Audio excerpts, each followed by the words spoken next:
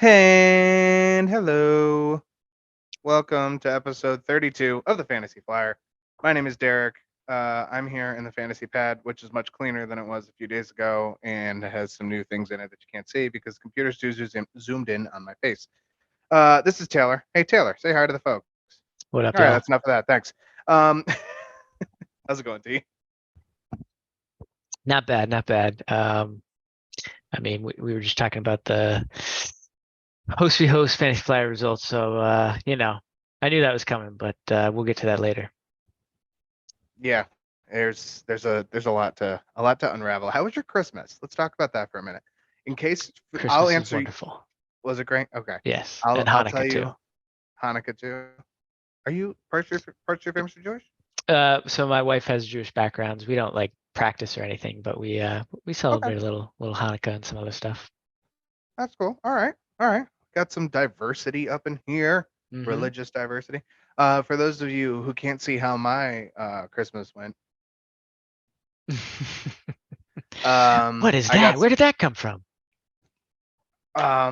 got some new toys to play with. I no longer have the mic. As a forewarning for all of this, you may hear things on the counter that sound like because it's going to pick up some things. Yeah, it's going to take me a couple episodes to get used to it. Just chill out. All right. Give me a break. Hopefully, all in all, my voice will be a little bit clearer. I'll be able to keep up with Taylor. This won't sound like I'm trapped in a wind tunnel when I'm talking. So there's plus sides to this. So, on a football note, interesting week 16 games. Very, very interesting. I don't know really where to start with it, but we're going to cover about, we'll say 6, 7, 8 games, 5 or 6 in depth. Another 2 we'll touch on, and then there's like 5 games that really didn't matter much. And we'll tell you that there were scores. Things did by people. Yeah, people did things. Done did diddly And squat. done did twice over there, and then done did. That's right. All right. We're gonna start off with the 9 as usual. Taylor as the guru of the 9, but he has made some slight adjustments. I'm going to pass it along to you, good sir. Yeah, so this week, since it is most weeks, most fantasy people's weeks, like finals, I'm just focusing on big news. Friday, we'll get into who's actually out and whatnot. You have your players, you're keeping track of them. You should be. If you're in the finals, you're on top of that stuff. So we'll just focus on the important stuff for now.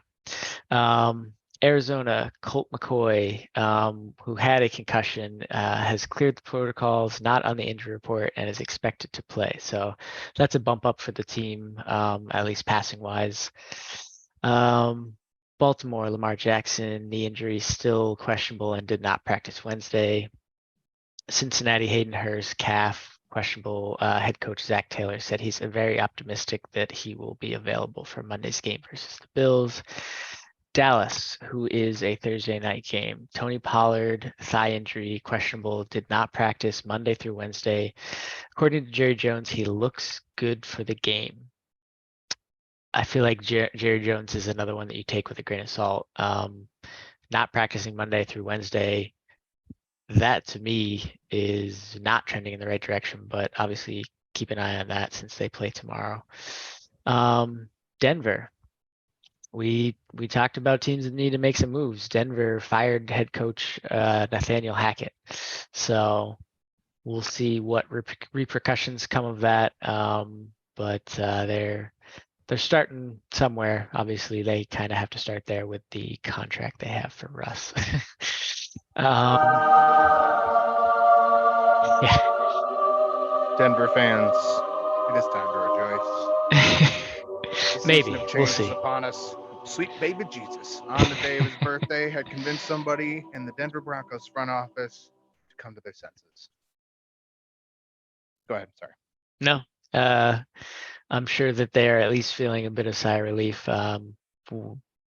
We talked about this, but like I was kind of thinking if Russ is as good as we think he is, he should have shown more promise despite coaching woes, but we'll see. Um, Moving on to Indianapolis, Nick Foles to start again.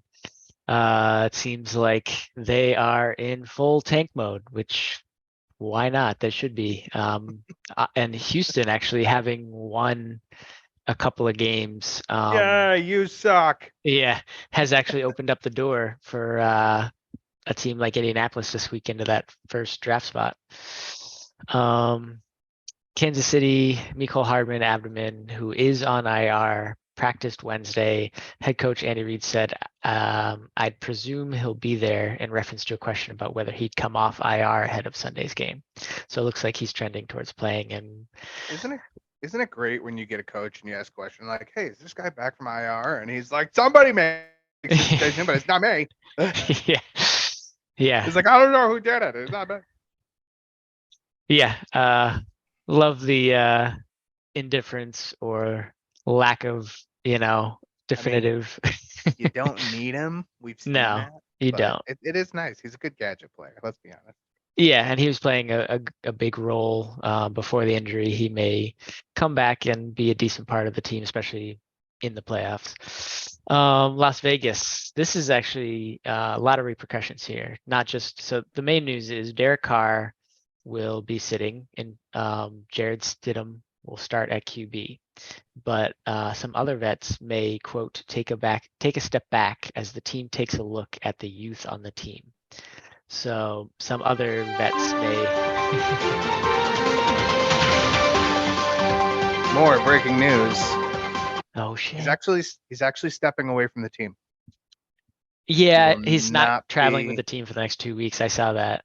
He is not, but it's to avoid distraction for Jason Stidham. So I kind of want to make a little point of this right now because Stidham is a 4th-round pick. Mhm. Stidham, I say Stidham. Stidham, Jason Statham. Jarrett Stidham. Jason Yeah, Statham. Jason Statham. That's about right. We'll go with that. Yeah, we'll go with that. That's I mean, ideal. But he, first off, I can't not say his name without thinking Stitty Titties for touchdowns. So I don't know if there will be touchdowns, but can he really do any? Like Devontae Adams can't be happy about this. Mm. I know if I'm an owner of like the only person who's probably happy about this is Josh Jacobs because he's going to be the baseline of the offense for the last 2 games, and then he gets to leave. Right. So I understand. This is the first, other than Nick Foles, this is the first step towards a team literally going, we're garbage. Like they announced Russell Wilson is going to play the last 2 games because they don't think that Russell Wilson's the problem. Is that true or not? We'll find out. I'm not a huge fan of sitting somebody you just gave a 3-year contract to. Mm. If he's got a problem with the offense, to me, this spells they're not going to continue with Derek Carr. Yeah. I don't really know what it means. I mean, obviously, they're making a potential move to get a higher draft pick. They are evaluating the players they have so that they can move forward and really come back next season stronger. It does feel like Derek Carr is not going to be with the team next year. But I had high hopes for Stidham when he was in New England.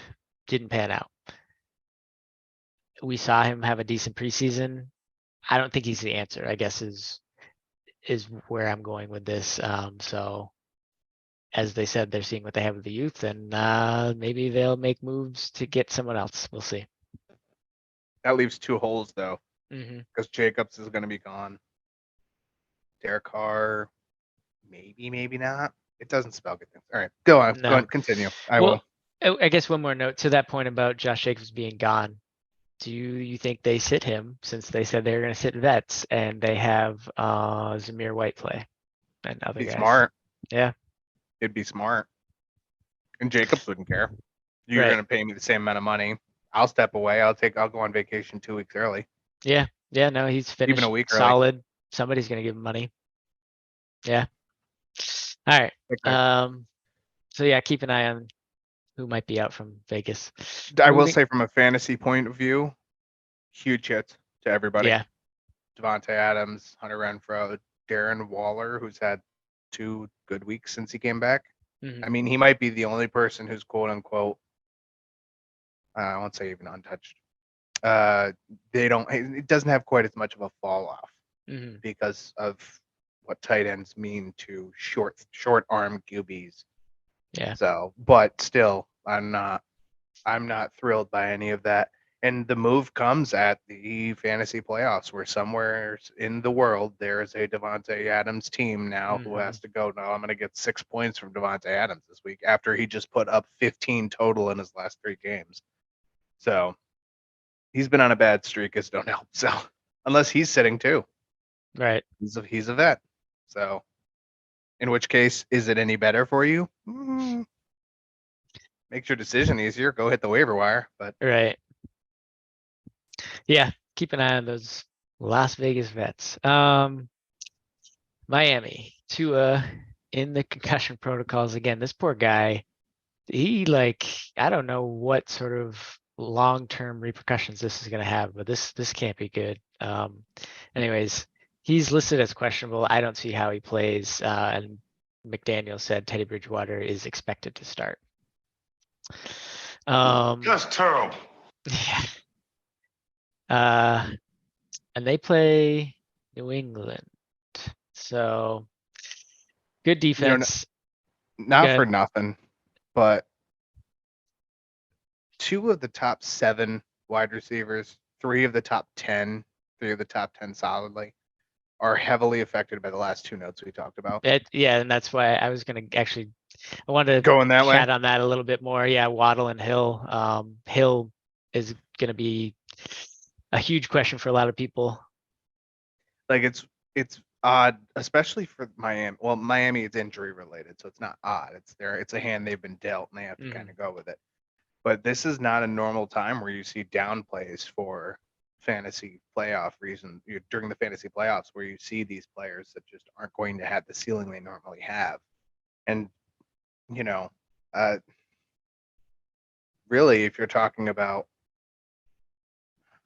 that's got to be a cut on 20 to 30% production. Hill can probably still get there, but can Hill and Waddle? Is this a 350-yard game from Teddy Bridgewater? I don't know. Yeah. Yeah, it would be worth looking back at games that Bridgewater played and see how both of them did. I'm trying to remember. Hill, I think, was still serviceable, but to your point, 20-ish% reduction. I don't remember how effective Waddle was, but other than last week, he hasn't been. Maybe we talked about it was injury related. He was coming off an injury. So, anyways, yeah, definitely think about those guys hard. We'll try to help you navigate that. Minnesota, Irv Smith Jr. designated to come off of IR. Obviously, will play a secondary role behind TJ Hawkinson. Nothing crazy, but could be a helpful piece coming into the playoffs. Yeah, I forgot he existed. I know, right? Like they traded for TJ Hawkinson a week later, and everybody was like, "Who's that other Marv Johnson?" I don't know who the other tight end is. Go ahead, TJ Hawkinson. Yeah, pretty much. New York Jets, Mike White has been cleared by doctors. That was on the 26th and is on track to start on Sunday versus Seattle. So Wilson going back to the bench. I mean, I think that's the right play, and hopefully it pans out for them. For 1 week. Yeah. And then for some reason he'll start next week that no one can imagine. Right. Meteor strikes New York City, kills the other 3 Jets quarterbacks. Philadelphia, Jalen Hurts, shoulder injury, still questionable. Did not participate in Wednesday's walkthrough. Minshew obviously showed that he could put up points and be a capable fill-in. The problem is they are still playing for home field advantage and the actual first place spot. If the Vikings win, then they could tie for it. So they have some things to consider around Jalen playing, but they could say that Minshew showed enough that they feel comfortable trying it with him again and hopefully winning. But yeah, I don't know. As a Hurts owner myself, it definitely Another sucks. another missed important piece of a lot of fantasy teams for week Mhm. 17. Yeah. There's going to be some teams going in bare bones. Like, think about this. Like Tyreek Hill, who probably goes from a 23 to 25 point ceiling down to like 16 to 18 or 20 maybe. And Jalen Waddle, who's in a similar 14 to 17 instead of 20 to 22. And then you have to go to from Jalen Hurts to the waiver wire, and maybe you pick up Gardner Minshew. Maybe you've been struggling between a few other pieces. There's someone out there who's had Hill and Adams and Hurts probably, and they are literally just on their computer because of how this has gone. Yeah. Man, Yeah, I went Jared Goff. It panned out, and he's got a nice matchup this week against Chicago. So you can double up. Yeah, yeah, hopefully that'll be fine. I mean, I also had yeah, should Waddle. be. Yeah, Waddle. I'm gonna have to figure out what to do there. I had, and the next piece of news, I had Debo Samuel. I dropped him because I didn't think he was gonna play, but it says here that he's questionable and has a chance to return to practice on Thursday, so he may play this weekend. And if he does, I haven't picked him back up, but I mean the team's doing fine without him. They don't need him, so I don't know why they would force it. They don't need anything. Right. There's I mean, I guess this is the last shot where if you want to play him and run him out there for 17, all right, be our guest. But on 18, you're going to know if you have any shot of taking the first round bye, Mm-hmm. which would require the Eagles to lose, the Vikings to lose, and then San Francisco to win. But if you're out of that, you're not falling down further. You're not going to get nobody's catching you for third in the NFC. The Buccaneers sure aren't. So why run him? Yeah, that's why I didn't pick him up. Is I don't Because you're going to need him for the playoffs. right. I don't see the reason to force him, and you might as well save him for the playoffs. Exactly. Moving on to Seattle, Tyler Lockett apparently participated in the walkthrough Wednesday, and there's optimism around him playing Sunday. I mean, another team where we know Carroll is optimistic, so take that with a grain of salt. They unfortunately have a lot more that they need to get through in order to make it to the playoffs. So if they really want to get to the playoffs, which they were looking like they should have, they may have them go out there, but I don't know. Keep an eye on that. And then Will Disley with a knee injury actually is headed to IR, so that's a bump for Noah Fant. Good stream option. Yeah. Tennessee on the other side of Dallas tomorrow night. Ryan Tannehill still out, so Malik Willis to start again. This is big news. Derrick Henry with a hip injury is doubtful. I don't really see them forcing him in. I mean, I guess they need him for sure. So if They're there's in a any tough spot. yeah, if there's any chance of him playing, maybe they force him in, but I don't know. They're in a really tough spot because Jacksonville plays Houston this week. Right. And although Houston has been much improved over the last 3 weeks, the real nuts and bolts to it come down to you can't drop another game. Because if Jacksonville wins this and you lose to the Cowboys, but you're already going in at half power because Malik Willis ain't working out, at least not now. Then you're going to try to do it without Derrick Henry, who's again, we've seen the Cowboys give up rush yards. They're not afraid to do it. Um, I I don't know. I don't think that bodes well. Tennessee was on the down for this one. I didn't even look at the over under for Thursday, which I will probably look up momentarily while you are finishing the 9. But I am not thrilled if I'm a Tennessee Titan fan because this is spelling for you that Tannehill's out, Henry's out, Malik Willis don't throw to the running backs or to the wide receivers. How do you move this ball against, Yeah. granted, a slouching defense to what it was the first 12 to 13 weeks of the season, but a very good defense nonetheless. So that's a tough one. However, Hassan Haskin and Well, no, that's right. Dontrell Hilliard's on IR. Yeah. Yeah. So So the two it's Hassan Haskins. rookies. It's the rookie Hassan Haskins, the other rookie. But he's in a team that's going to need to run the ball effectively against the Dallas team that has holes in it sometimes. That's not a bad waiver pickup. Yeah. Yeah, no, I meant when I said two rookies, the other guy that they pulled up or signed to the active roster, Julius Chestnut. Those are the two. Yeah, I mean Hassan Haskins should get the bulk and Chestnut. Who's that Pokemon? Exactly.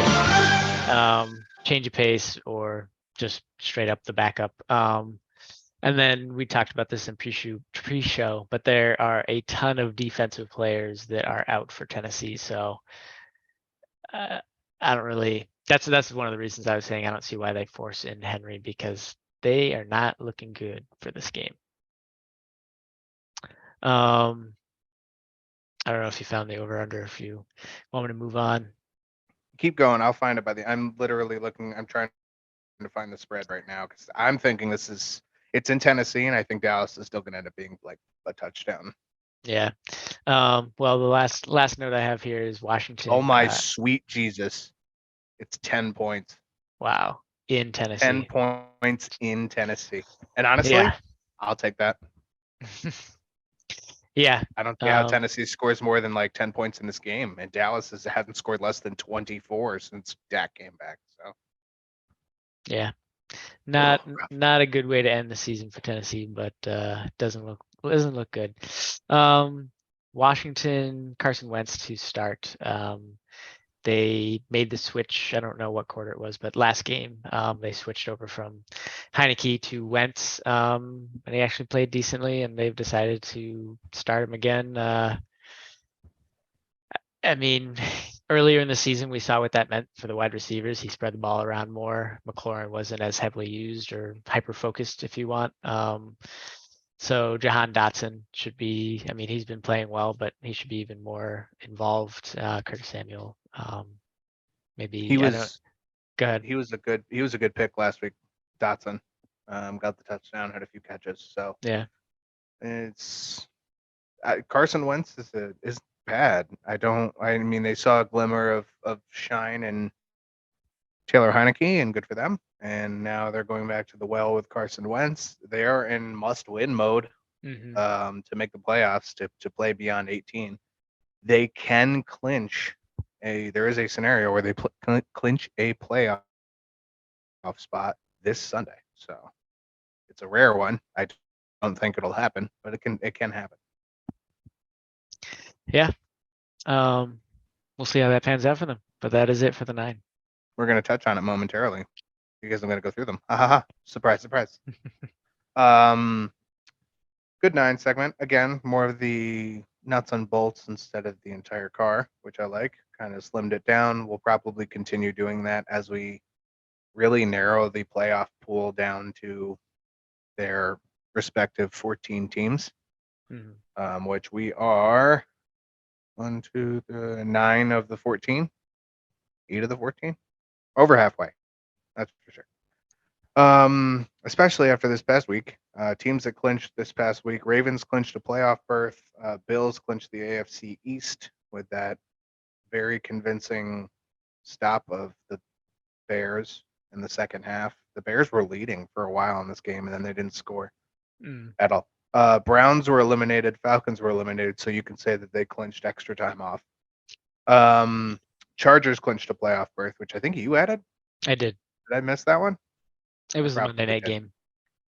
That'd be why I missed it. Okay, that makes more sense. This is making total sense to me right now. For this week, playoff scenarios. Cincinnati can clinch the AFC North with a win and a Baltimore loss.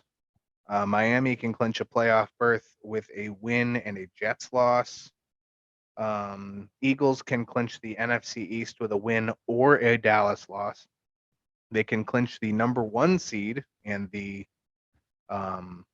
first round bye with a win, Dallas loss, Minnesota loss, and a San Francisco loss.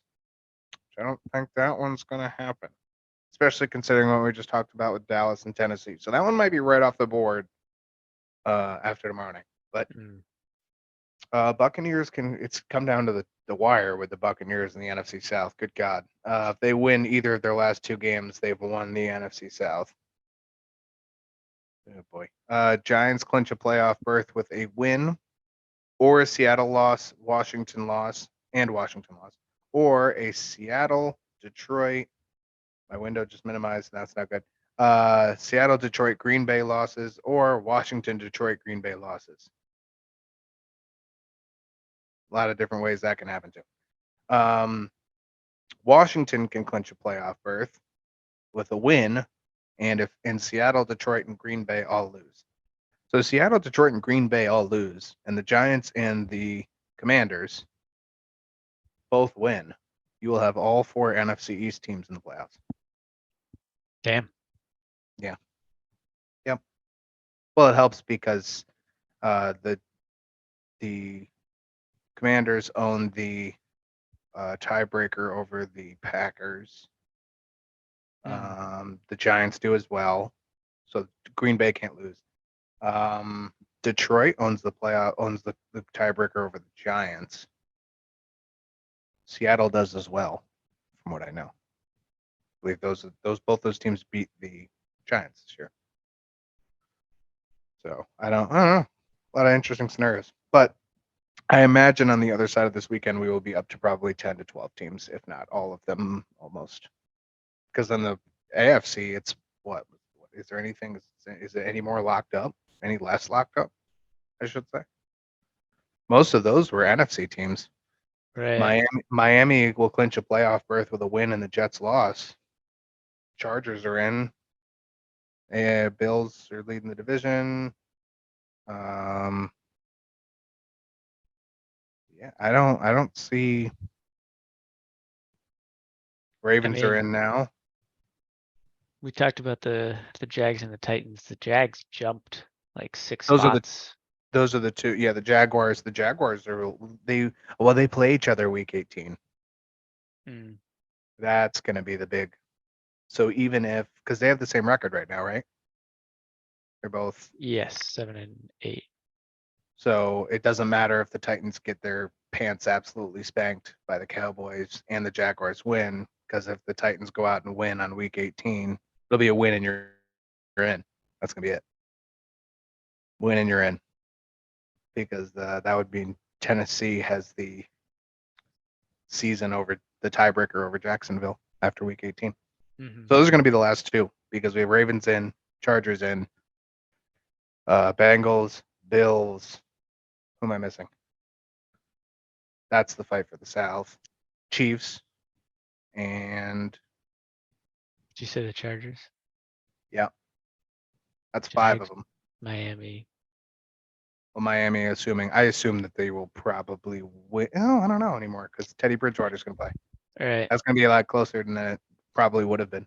Yeah, and so if they lose to the Pats, they have the same record, 8 and 8, and I think the Pats would for sure own the tiebreaker because they would have beat them twice.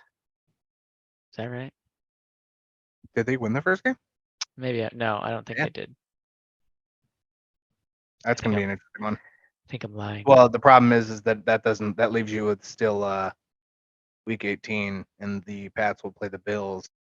Miami will play probably not someone that tough, and they'll have Tua back. We can imagine. So Yeah. I imagine Miami will end up probably making it. No offense to your Patriots, but they haven't played like they deserve to be in there. No, they haven't. And the Dolphins beat them the first game of the season. Okay, so they're merely Dolphins winning immediately eliminates the Patriots, and that's why the Jets lose, and then the Dolphins at the end. So, yeah, there's really only 2 spots in the AFC that are really up, and the NFC is a little bit more wide open. So that's interesting. We got about 9 minutes before our first break, so let's do the first game. I think I can fill up most of this 9 minutes with my rant about Cowboys. Spoiler alert, we're talking Cowboys and Eagles.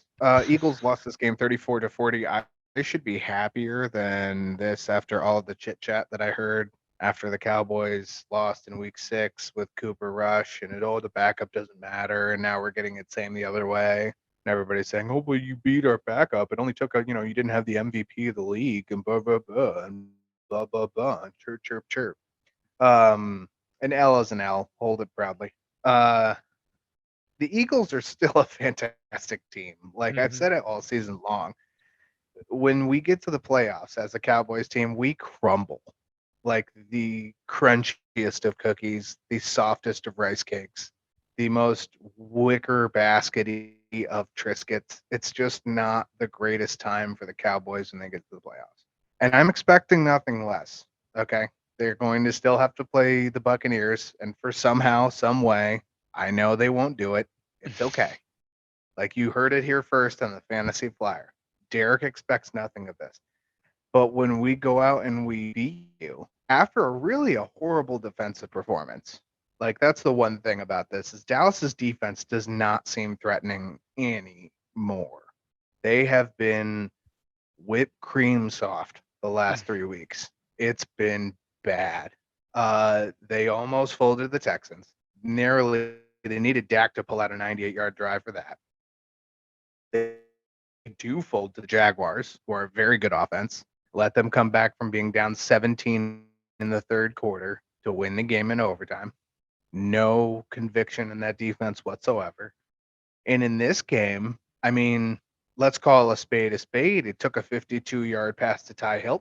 Hilton to really lock this, to switch momentum first off, because that was 3rd and 30, which is not, I think like the chances of that actually being a completed play that it goes for a first down is less than 3%. I think it's like 2.86% or something stupid. Jeez. Maybe somebody could have made that up and I read it somewhere, but it doesn't seem crazy. It doesn't seem like it's way off base. But it's exactly what you have to do. You have to throw a 30-yard pass, which is not in the air for the most part. And that was 52 yards to T.Y. Hilton, and then he disappeared off into the sunset again. He never played. Played like 3% of snaps, and there you go. There's your 52 yards. Bye-bye. But as far as Dallas's defense, they do not seem they don't seem like they are the answer that they once were. They've only had 1 sack in the last 3 games. And to let Gardner Minshew come out and do that to you is, I would say, it's about as eye-opening as any of the other 2 games I just mentioned. Minshew was very good. He moved and kept plays alive. A little bit of a page out of Jalen Hurts' book. Threw accurately. He got bailed out by some good wide receiver plays. Let's call it that correctly. He did not make the greatest of throws, but if Devontae Adams has a 35 to 40-inch vertical and can go up and get it, and if Dallas Goedert can overpower a smaller cornerback to get a pass, you still get the yards for it. But I put it in the notes. He's more deserving of a starting spot than Zach Wilson. He played a lot better. Philadelphia's turnovers, which for a while in the middle of the season were costing them right before they lost their first game, and it cost them here. There were several fumbles.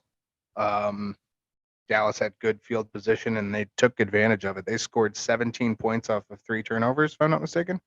20 points off of 4. And Philadelphia scored 7 off of the 1 turnover that Dallas had, which was, they should have. It was supposed to be that way. But Dak also made a great recovery. He threw a pick 6 on the second pass of the game, and at halftime he was 16 for 18 for almost 200 yards and 2 touchdowns, or 8 touchdowns, excuse me.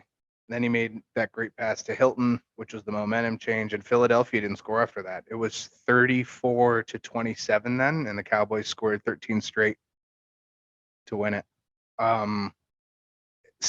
It's impressive that Dallas has. They should have the tools to do this to an Eagles defense.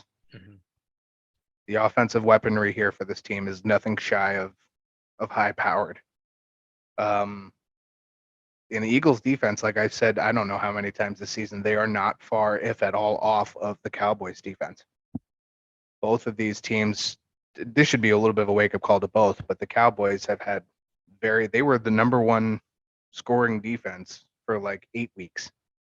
and then they stopped doing that. And now of their last 4 games, they've given up, well, at least 3 games, they've given up 23, 40, and 34. Prescott, 27 for 35, 347 yards, 3 touchdowns, 41 rush yards, had the 1 interception. That was a pick 6. Zeke, 55 yards and a touchdown on the ground. CeeDee Lamb, 10 catches on 11 targets, 120 yards, 2 touchdowns. Let the man eat. Pollard, 9 carries for 19 yards.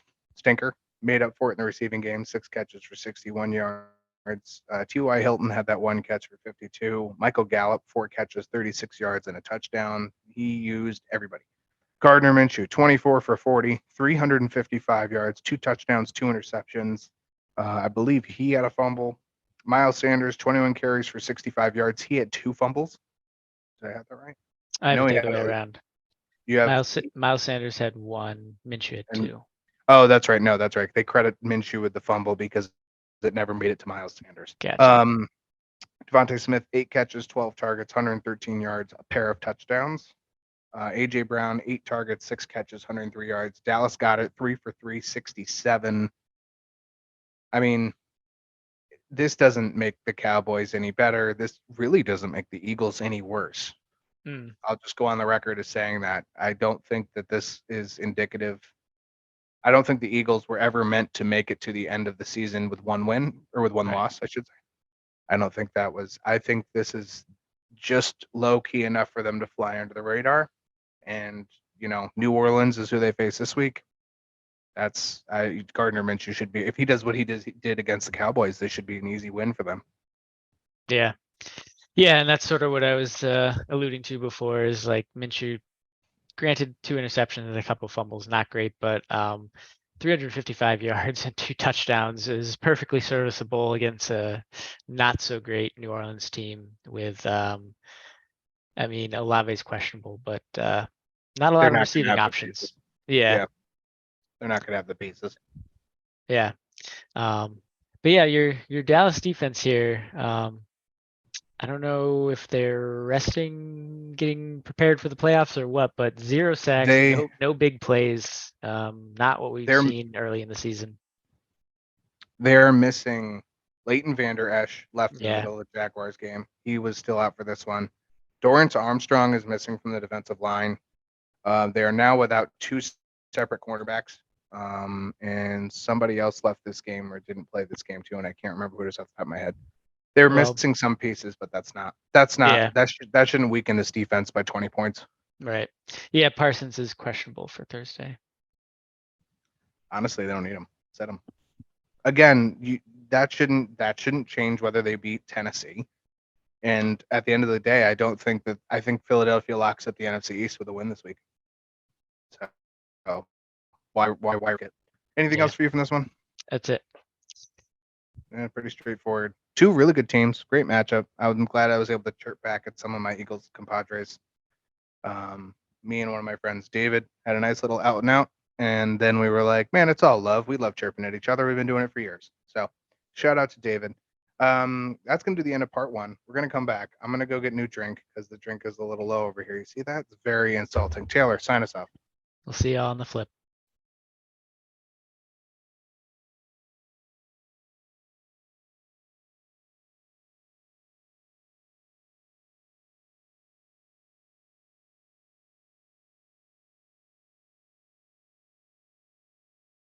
One.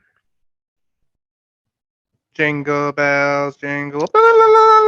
Welcome back. It is a very late Christmas song entry to part 2 of Fantasy Flyer, episode 32. How we doing? I stood up, got myself a little beverage here, which I don't normally drink. So Derek might get a little wild because Derek doesn't drink at all. So have a Michelob Ultra. We're gonna move on. Next game, Vikings and the Giants. Continue the review of Week 16. See, it's already taken effect. Don't even know what week it is anymore. I literally don't drink. This could be really bad by the end of section 3. Giants put up a good fight in this one, though. A little bit more than I thought. I wasn't sure. I felt like the Vikings had this one wrapped up pretty well, and then they didn't. But it's good to see the Giants kind of go out and attack a team that is it's stacked at most positions. Really good at PFF as far as their roster construction. Mm. Barkley had a crucial 4th and 2 run for a score. Daniel Jones threw for like 3 and a million yards, which is good to see him that he can still do that. Isaiah Hodgins is like slowly becoming one of my favorite pieces. For the Vikings, it was all Justin Jefferson and DJ Hawkinson. Huge games. Hawkinson had 2 TDs. I mean, Greg Joseph kicked it a mile and won the game for him. It was tied. I honestly wasn't sure if they had enough time to march it into field goal range. And yeah, they did. I mean, you wouldn't think it's field goal range kicking from the 44, but it was field goal range, I guess. Interesting the Giants found a way to make these receivers look good. I mean, Richie James, Isaiah Hodgins, Darius Slayton's most familiar with the system, but they all, for the most part, are very, I don't know, I wouldn't say expendable, but you can put them out there and Daniel Jones will find them for the most part. Jones 30 for 42, 334 yards, a touchdown, and he did have 1 interception, 34 rush yards as well. Barkley 14 carries, 84 yards, touchdown on the ground. Also had 10 targets, 8 catches, 49 yards. Richie James 12 targets, 8 catches, 90 yards. Isaiah Hodgins 11 targets, 8 catches, 89 yards, and a touchdown. Let the boys eat. Yeah. For Minnesota, Kirk Cousins 34 for 48, 299 yards, 3 touchdowns. Dalvin Cook had 64 yards on 14 carries, 3 catches, and 13 as well in the air. Not the usual run run game we see versus the Giants. Granted, that's not really the staple of this Vikings offense anyway, but normally you would at least tenure your game plan a little bit to the weakness that is the other team. Mm. Jefferson, 12 catches on 16 targets, 133 yards, and a touchdown. TJ Hawkinson, 16 targets, 13 catches, 109 yards, 2 touchdowns. A fantasy playoff MVP. That's what I'm labeling that one. Giants will take on the Colts, and what will surely be a great confidence boost for the Giants. Minnesota travels to Lambeau in week 17. Again, you're going to question as to whether I'm really a Cowboys fan. I want to see the Giants in the playoffs. Oh, yeah? I do. I want to see the Giants. I'm much less interested in the Commanders, but I want to see the Giants. If the Commanders make it, they're going to end up playing Minnesota or San Francisco, and that'll just be murder. But at this point, the Giants make it, they would play either San Francisco or Minnesota, the opposite one. And just, I don't know, it'd be interesting. I don't know about San Francisco. That might be a very tough outlet for Daniel Jones. But, I mean, they haven't really faced a stout. Well, I guess they kind of have. But they haven't faced someone who can run either. Like if Daniel Jones actually ran the ball a little bit and played that to his strength against the 49ers, there could be a little some there. I don't know. Against the Vikings, we just saw that. So, yeah, tricks up the sleeves. Yeah. I'm on the other side of the boat. Granted, Pats fan, not a big Giants guy, and I'm always an underdog. Are you sure about that? Should be pretty obvious. Yeah. I'm always also I'll go with the underdog, which in this case they're pretty even, but I guess Commanders are a bit of an underdog, especially since their record would make it more difficult. All those 3 receivers for Washington on this Giants team, Mm. man, that'd be a really juicy team, to be honest with you. I totally just realized I didn't go over the host. We'll do it after all the 6 games. Next game, Texans and Titans. I put this on here only because it's host v host. I think this kind of went the way we both chose the Texans to win this one, and they did. In the league, not the league, that's a lie. In the Facebook group that I play, where everybody picks the winners, and there's I don't know, somewhere around 25 people who do it, or Mm. 30 people or whatever it is. I was one of 2 people to pick the Texans, which I thought was hilarious.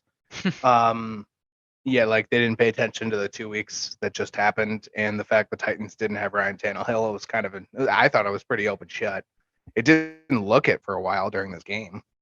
It looked very, very Titansy, but that was all Derrick Henry. All flash, no substance. Tennessee is not a team that can appropriately use a running quarterback, because I feel like opponents already know you're going to run the ball. Yeah. You have somebody who is a human freight train, who drinks diesel gasoline for most meals and sleeps in a train yard.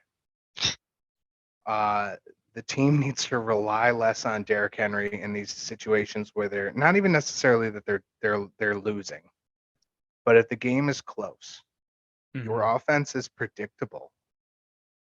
And Malik Willis, his biggest strength going into this game was that there was no predictable for him, except that they knew at some point he was probably going to run. And he didn't really throw it that well. And he ran as much as he could. You fell right into the parameters of what they were already preparing for. Yeah. Tennessee, like, I hate to say that they need Ryan Tannehill, but they need him to not be one of the bottom 5 teams in the league. Like the last 6 weeks, 7 weeks, the team's been sliding, and that's with Tannehill. And then you put Malik Willis in there, and the offense can't move around him. I'm impressed that Robert Woods had 30 yards in this game. I know. That caught me so off guard, to be honest. Texans did. I mean, the real thing that the Texans have been doing correctly, just to be on the other side of the ball for a moment, their defense. It's in the right spot. They're not over pressuring. They're not overplaying. They're appropriately gauged for most opponents. And the proof of that is in how close these games have been. Maybe not this week. This week probably shouldn't have been this close, but we know the Titans defense isn't necessarily a sleeper, even when it is half the second string. But when you look back at the last 2 weeks, Kansas City and Dallas, they forced overtime with Kansas City. Do you know how many teams this year have done that besides the Texans? 1. Haven't even forced overtime. Cowboys, they were leading with 2 minutes to go, 2.5 minutes to go. 23-20, they were leading. The team is, and that's 20 points on the Dallas offense, which is like, they've averaged over 30 a game since Dak came back. So their defense is stepping up. In this game, they forced 3 turnovers from Tennessee, the 2 interceptions, and a Derrick Henry fumble. This is the defense, and it's the difference. And congratulations, because you're figuring out. I mean, maybe they knew it and they just couldn't do it. I shouldn't say they figured it out. It's kind of disrespectful to Lovey. But if you control the other team's scoring, you can figure them out probably about as fast as they can figure you out.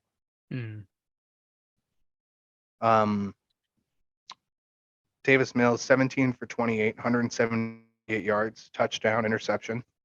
Royce Freeman, 16 carries for 32 yards is not good, but it's okay. Again, Tennessee, really good against the run, so I'm not surprised. Brandon Cooks, 4 catches on 9 targets, 34 yards, and a touchdown. Rex Burkhead had a fumble recovery touchdown. The fumble from one of the other fumbles from Davis Mills that got recovered by the team in the end zone. I want to point that out because I won $108 off that touchdown. Thank you, Rex Burkhead. Yeah, I had Houston by, listen to this perfect bet. Houston by 4.5 or more. They won by 5. Rex Burkhead touchdown. Played less than 20% of snaps. Brandon Cooks, 25 yards or more. And I put in $2, won 108. Will it happen again? No. Thank you, FanDuel. I'll keep saying that, man. There's some juicy ones sometimes on FanDuel. For Tennessee, Malik Willis, 14 for 23, 99 yards, 2 interceptions. Ain't getting it done. Derrick Henry, 23 carries, 126 yards, 1 touchdown, had the fumble, crucial. I thought Henry would be a lot closer to 200, and again, just more Texans defense that knows what's coming at him. Robert Woods, 4 catches on 5 targets, 30 yards. No one else really impressed me. There was a lot of people who had like 1 or 2 catches. Mhm. They're not fantasy relevant, not really football relevant. The team doesn't move if it's not Derrick Henry, which makes tomorrow night against the Cowboys that much concerning. Houston will be at home versus Jacksonville this week. As I just mentioned, Tennessee and Dallas is tomorrow night. I will be watching that game from somewhere because I'm a Cowboys fan. And I also think that this is going to go one of 2 ways. Dallas is either going to narrowly squeak this out because why not? We're Dallas, or it's going to be murder. And I don't know. Either way, it's interesting to me. I guess that's the one thing I'll say. So, anything else for you from this one? Kind of a man game, other than the fact that I wanted to make a host be host, and we weren't far off on our scores, but Yeah. unfortunately they do. I mean, to your point, Tennessee needs a passing game to make their offense not be predictable and actually work. And not make Treylon Burks a wasted pick. yeah, for real. Like I there's don't got to know. be some serious flop talk about him this year. Not to say that I'm not going to use the B word because we're far from that. Honestly, the best thing that happened to him is his injuries happened this year. If he can stay healthy next year and there's a quarterback who will throw it, good. Because I don't know if Tannehill or Willis, definitely not Willis. I don't know if Tannehill's that answer. Right. Yeah, he's had a couple of okay games with Tannehill, but yeah, Willis, I don't know if they're playing it safe because he is throwing interceptions. He's a young quarterback, but yeah, he doesn't seem like a good match for them if this is the way they're going to use him. I agree. Next game on the docket, Chiefs 24, Seahawks 10. Seattle, welcome to the underperformance party for the 3rd week in a row. I should really not put so much pressure on them right now because they were missing Tyler Lockett. The thing you need against the Chiefs is a receiving game. They don't allow the rush to be successful in a lot of ways. Other than 107 yards, Kenneth Walker didn't really do much. And they needed the 107. Let's put it that way. Walker was okay. Goodwin played. Marquise Goodwin didn't do much, if anything. I think he was one of the goose eggs for you in fantasy Flyers. 4 targets and no catches. Yeah. Seattle only produced 18 yards on their first 15 offensive plays and punted in their first 5 drives. Kansas City's defense is showing up late to the party, but better late than ever. Defense had an interception in the red zone. They stopped 2 4th down attempts. They've shored up the defense against a Pro Bowler. Geno Smith is a Pro Bowler. Seattle's life, both in the pass game and the run game, was very uncomfortable. And for a Chiefs defense that has 4 or 5 rookies or more on the field for most plays, I mean, I guess now's the time of the year where you're going to see them start to figure things out a little quicker. Only been doing it for 13 weeks, 14 weeks, 15 weeks.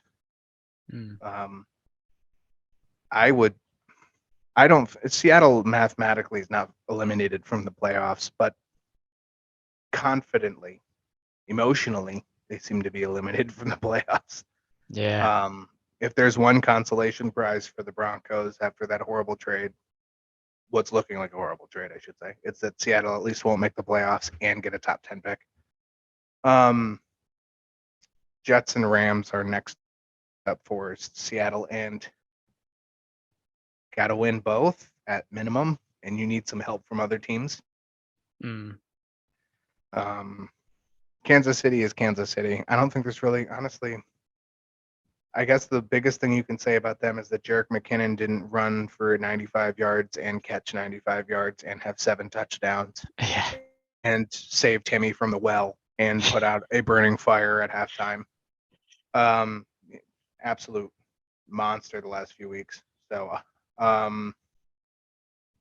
Mahomes, 16 for 28, 224 yards, 2 touchdowns. Also had 1 on the ground. Good for you, Patrick.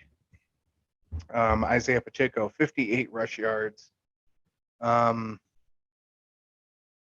He's been like more 50-50 with McKinnon the last couple of weeks. Not to say that really means much. If you were the McKinnon or Pacheco owner when Clyde Edward went down, you probably got the other. So, Kelsey, 6 catches, 8 targets, 113 yards. The only thing he didn't have was a touchdown and what should have been a very good. I mean, Seattle's bad versus tight ends, and that's the best one in the league. So the fact he didn't have a touchdown, good for them. Jerick McKinnon, 7. That can't be right. That's 7 rush yards. That is correct. Oh, okay. 5 Well, he had attempts. 3 catches. Ugly. 3 catches for 31 yards and a touchdown in the year, though. Saving fantasy days around the world. Kadarius Toney, welcome back for 0.7 seconds. He now has the exact same amount of touchdowns this year as he does hamstring injuries. He had 1 catch for 5 yards and a touchdown. 5 yards? 8. 8 yards and a touchdown. That was close. For Seattle, Geno Smith, 25 for 40, 215 yards, touchdown and an interception. Kenneth Walker, 26 carries and 107 yards. DK Metcalf, 7 catches, 9 targets, 81 yards.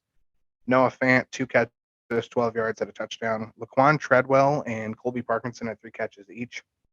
Seattle, I mean, you need a little more flexibility, it looks like, in the receiving game. I was expecting some more Noah Fant out of this. Didn't really see it. Now with Will Dissly out, it's going to be 50-50. Jets aren't the Chiefs really defensively. Jets defense is a little bit more pressure quarterback. I don't know. It's tough to play him against anything except the Rams in Week 18.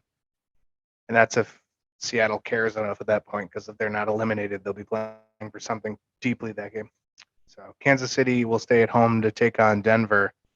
Oh boy, that'll be juicy. Anything else from this one you want to point out? Any other notes? No, that Goodwin really hurt me, not just between us, but I had him in DFS.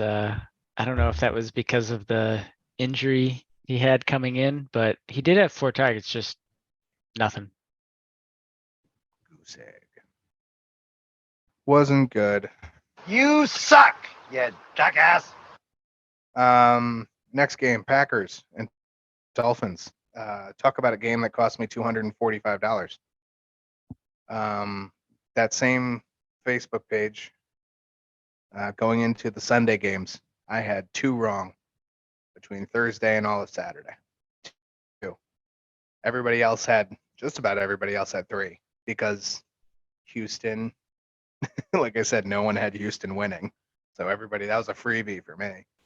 And the only other one I got wrong was I got Cleveland wrong, and then Detroit, Carolina, which we'll talk about that briefly. But man, just when you think a team found an answer, and then they run into the wall that is the Carolina Panthers with Sam Darnold and Chuba Hubbard.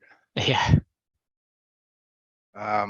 Anyway, I needed my 3 for Sunday were Miami. Didn't win that one. Tampa Bay won that one. And Denver definitely didn't win that one. Wasn't even close. So they all just kind of pooped on it. It wasn't good. Packers win this one 26-20. I thought there was a glimmer of hope when Tua had 2 different possessions in the final couple minutes of the 4th and threw some interceptions. This is a crucial win for the Packers. They edge closer to the 7th playoff spot in the NFC. Tua didn't play well, but we now know he was concussed. He's in the concussion protocol, like we mentioned in the 9. And I'm going to say that was why he had call it uglies being nice, but this is an ugly second half. He was shaken up pretty noticeably at the end of the first half. Went out and played the second half. He was like 9 for 12 in the first half with like a touchdown, and then the second half he was like 7 for 13. He was not seeing down the field more than like 8 yards. he had 3 interceptions. Like I was like, yeah, then you can tell, like by the play and by his actions. Like the play complements it. He was he was not feeling his way. This is on a personal note for Tua, this has to be a concern. This is his third this year. He's not a large man. No. You can't keep getting these at this pace. This is and he's how old? 25, 24? I want to say 25, He's a baby, and he's got to have 24. 24. He's got probably 6 concussions the last 3 years, 2 years. He's had a lot of concussions for his. I mean, been shaken up this year alone. It's been 3 times. I feel like going back to preseason. Yeah. Consistent concussions don't spell good things because he's a good player, but man, he gets rattled so easily. You got a 300-pound defensive end bringing you down. That hurt the Packers, or that hurt the Dolphins. Most of their output for the Packers. Aaron Rodgers was solid. Run game wasn't amazing, like if you look at their production. But the defense was good enough. I mean, the interceptions, yeah, it helps when you're kind of handed it more on a silver platter than usual. But you still got to catch the ball. There's things the defense had to do, be in the right spot. They kept the Packers in it, and they came back to win it. Both teams were really bad at converting third downs. Green Bay was 2 for 14. Miami was 2 for 7. A total 4 for 21, which it ain't gonna win you a lot of games. There's a lot of turnover there, a lot of punting away. Tua 16 for 25, 310 yards, had a touchdown, 3 interceptions. Most of that 310 in the first half. Waddle was 5 catches and 6 targets, 143 yards and a touchdown. Tyreek Hill 4 catches, 6 targets, 103 yards. Let's see. For Green Bay, Aaron Rodgers 24 for 38, 238 yards, 1 touchdown, 1 interception. A.J. Dillon 11 carries, 36 yards and a touchdown. Lazard 5 catches and 11 targets, 62 yards. Christian Watson, who now hasn't found the end zone in 3 straight games after putting 8 in the end zone in 4 games. 6 catches for 8 targets, 49 yards. Mercedes Lewis. Oh my God. When was the last time you heard that name? Yeah, really. It's been a hot minute. There we go. A wild Mercedes Lewis appears. Let me get my Super Bowl ready. 2 catches on 2 targets, 32 yards and a touchdown. Way to go, Mercedes. You done well. Green Bay is at home to take on Minnesota. Miami goes to New England. I don't know. I mean, it sucks for Tua, but their uphill climb is now way more steep because of what will be inevitable absence for week 17. And without a timetable, you can't say week 18 isn't on a red alert for being missed as well. Yeah. Yeah, I think technically this is his second time in the protocol, but it does feel like there were 3 instances this season, but yeah, he was only out weeks 5 and 6 the last time, so I don't know. I don't know.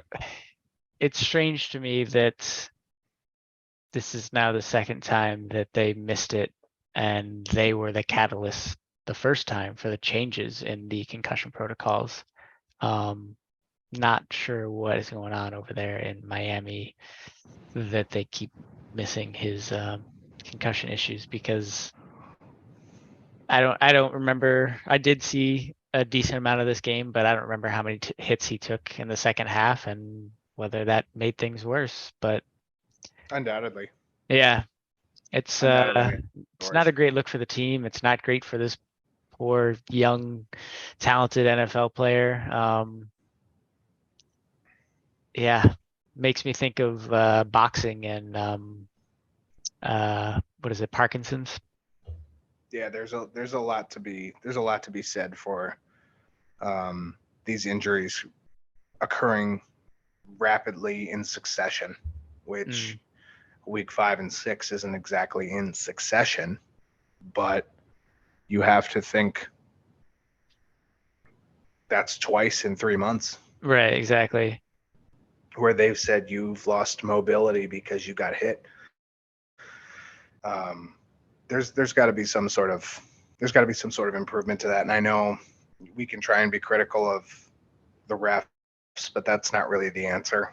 The penalties and how they call them aren't going to stop it from happening. That's just going to put a penalty. That's just going to put a consequence to the action. And there's got to be something different. And it's getting to the point where, looking down the road, 2 more years of this, one of these could be bad enough he's out multiple weeks, multiple games, half a season. And you're talking about that. Yeah, you're talking early retirement at that point, and I don't want to even think negatively about that. I want to think he'll avoid that. Yeah. I mean, I say makes me think of boxing, but there's a huge, I shouldn't say movement, but for lack of a better word, movement with the NFL, and the fact that people like NFL players have a rough, unsupported life after the NFL because of all these concussion injuries that they have, and Right. how that affects them long term, medical bills, Right. etc. Anyways, whether or not, like, to your point, how effective Tua was in the second half, whether or not Bridgewater would have been any better, but watching that second half, they had multiple opportunities that they should have been able to come back and tie it up, win this game, what have you, and they weren't able to get it done. Yeah. Well, unfortunately, they have to move on, and as a team, go into New England. Green Bay, same thing. This is an all-important matchup. We talked about Minnesota having to basically avoid a loss to have a chance of the best record in the NFC. Green Bay needs to avoid a loss to basically be out of the playoff contention after a late charge. Next game and the last game we're going to talk about in depth: Bengals and Patriots. Bengals won this one 22-18. Taylor had a bit of a heart attack in the middle of the game when he realized he switched his score, and he thought last week, he said that his score prediction was 22-18 when it was 22-16, and he was no better off. So somehow the Bengals ended up, I don't know, they were very good at passing the ball in sub-zero weather, which is just superb for them. They got off to a hot start, and they did slowly sink back to mediocrity in the second half, but Burrow was accurate, had 250 yards by halftime, turned the ball over in the second half toward part of that fall down. Interesting note, Cincinnati had more first downs in the first half than the Patriots had offensive plays, 22-17. It's a tale of two halves, really. It's just the bottom line of it. New England, bad start, slow, methodical, ineffective, and then they turned up the wick a bit. The 48-yard touchdown to Jacoby Myers, well needed, good spark. Cincinnati now has their 7th straight win, totaled nearly 500 offensive yards, but they didn't score in the second half. I don't know where to place this. I want to say great job in the first half, and you won the game there, and you didn't need it. I also want to say if it wasn't for the fumble you caused on the 5-yard line on the final minute and a half of the game, you would have lost. Because that's the truth. Ramondre Stevenson coughed one up on Cincinnati's 5-yard line with like a minute and a half to go. And that's a shame. But again, that's kind of like the underlying theme to the Patriots season. Burrow, 40 for 52, 375 yards, 3 touchdowns, all in the first half, 2 interceptions. Joe Mixon, 16 carries, 65 yards, 7 catches on 9 targets, 43 yards. T. Higgins, 8 catches on 9 targets, 128 yards, and a touchdown. Jamar Chase, 8 catches on 11 targets, 79 yards. That's about as good as you're going to get with Jamar Chase. I think we were talking about him not being a favorite in this matchup, and I think that's about where it lies. Trenton Irwin. Remember on the Christmas show when I was like, yeah, no, you like Trenton Irwin. And we both laughed a little bit. And then he goes out and catches 2 touchdowns on 4 Almost targets, 3. 45 yards. Yeah, it was very close. Yeah, he's been soaking up the missing Hayden Hurst targets for the most part. For New England, Mac Jones, 21 for 33, 240 yards, 2 touchdowns. Ramondre Stevenson, 13 carries, 30 yards, 2 catches, 3 yards in the air, had the fumble. Not a good game.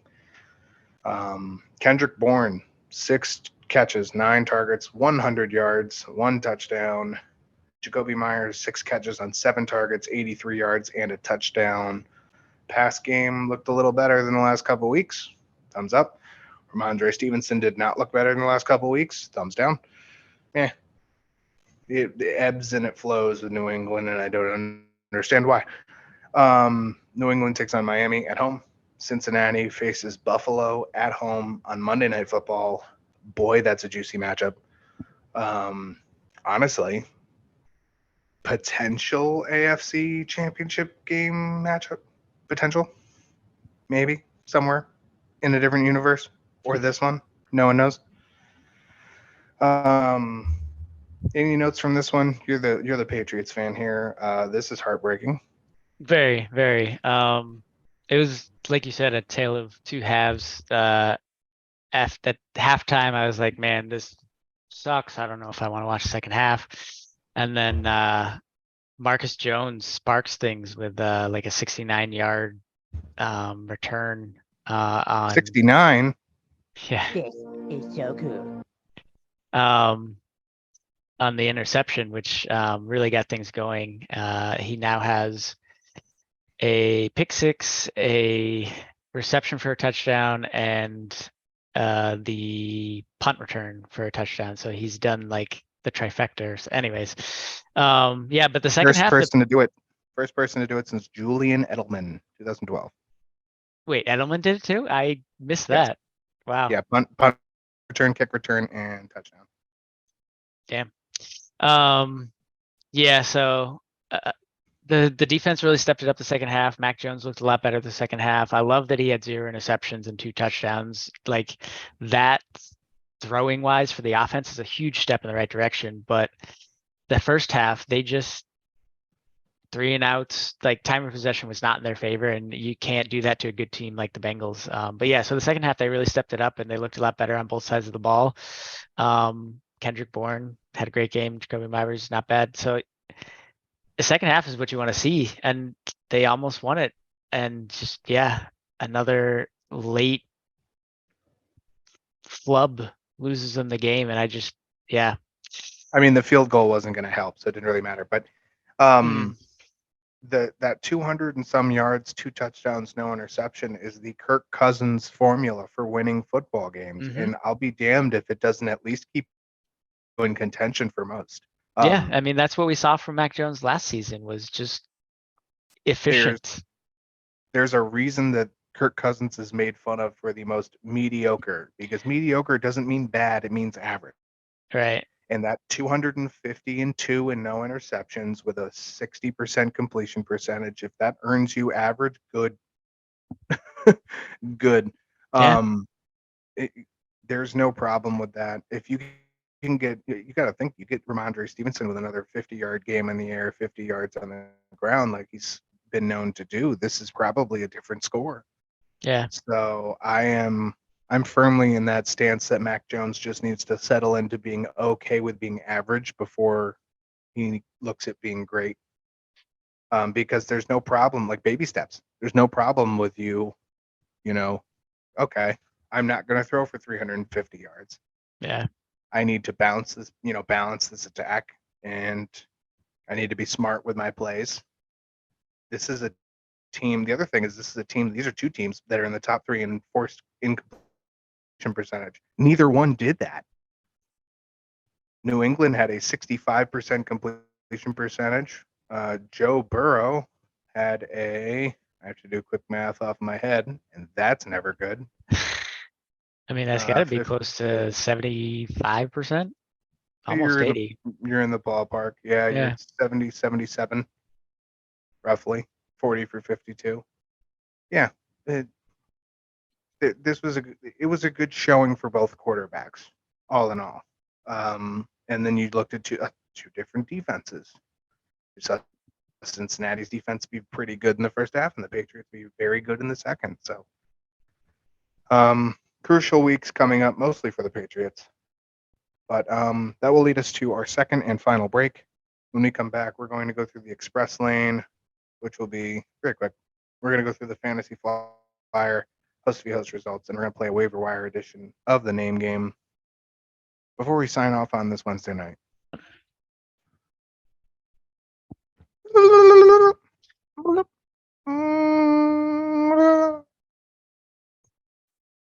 That one sounded like a little fly buzzing around.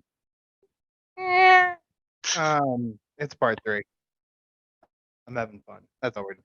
Real quick, we are going to do an express lane remainder of games, just to go over them very quickly. There's about 8 games here, roughly. We'll start off with the Saints and the Browns. Saints win this 17-10. Not a heck of a lot to talk about. For a lot because it was negative 716 Kelvin. Very cold. Let's see, 152 rushing yards for the Saints to 124 for Cleveland. So gives you a whole lot of nothing to work with. Andy Dalton, 8 for 15, 92 yards and an interception. That's what happens when you throw. Alvin Kamara, 20 carries, 76 yards. He found the end zone. That's good. Taysom Hill, 9 carries, 56 yards. He also found the end zone on the ground. Rashid Shaheed, 4 catches, 41 yards. Alvin Kamara, 2 catches, 34 yards. Juwan Johnson, 1 catch for 9 yards. David Johnson, 1 catch for 8 yards. Nobody else caught anything. That was all of New Orleans offense that I just told you. For Cleveland, Deshaun Watson, 15 for 31. I don't know why I didn't think I could read that. 135 yards. Also had 1 interception. Don't throw the ball when it's negative 20. Nick Chubb had 92 yards on the ground. Watson had 24 on the ground with a touchdown on the ground, saved most of his fantasy day. Again, probably wouldn't have targeted this game. Amari Cooper, 6 catches on 72 yards on 6 catches, excuse me. Kareem Hunt had 14 yards on 3 catches. David Bell, 1 catch for 18 yards. It wasn't nothing really impressive, really. Saints are 6-9. I think they are virtually eliminated. Browns 6-9. They are still holding on, I think, to some hope in the AFC. I don't know. Not real interesting to me. Don't think they'll make it. Next game, Bills and the Bears. At halftime, it was 10-6 Chicago. And Chicago only scored 3 points the rest of the game. Buffalo scored 29. That's what Buffalo does. Josh Allen, 15 for 26, 2 touchdowns, 2 interceptions, 172 yards. Only sacked once, and they only counted a sack. He didn't even lose a yard, according to this. Devin Singletary, 106 yards on the ground and a touchdown. James Cook, 99 yards, 1 touchdown. Good for him. Also had 1 catch for 9 yards. Singletary had 2 catches for 19 yards. In the receiving game, Gabe Davis, 3 catches, 45 yards and a touchdown. Dawson Knox, 3 catches, 38 yards and a touchdown.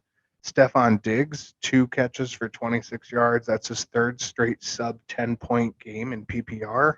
Him and Devontae Adams have been a little underwhelming the last few weeks.